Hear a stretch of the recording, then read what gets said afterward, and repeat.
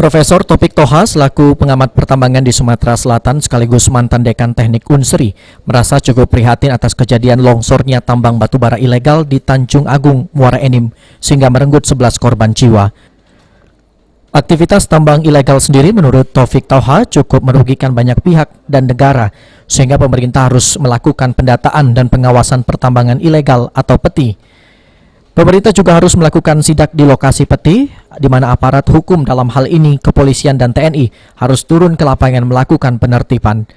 Sanksi yang jelas dan tegas terhadap pelaku penambangan ilegal harus dilakukan. Dan terakhir menurut Profesor Topik Toha harus adanya penyuluhan dampak dari peti itu sendiri. Hal lainnya menurut Profesor Topik Toha, pemerintah daerah dan aparat penegak hukum harus lebih meningkatkan sinergitas dalam hal penambangan ilegal atau peti.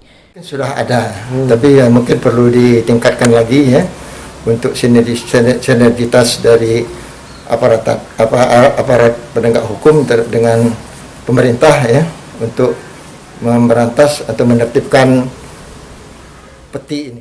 Berdasarkan data yang ada, beberapa wilayah di Sumatera Selatan cukup rawan dengan aktivitas tambang ilegal, diantaranya mineral dan batubara serta migas. Firman Hidayat, PAL TV.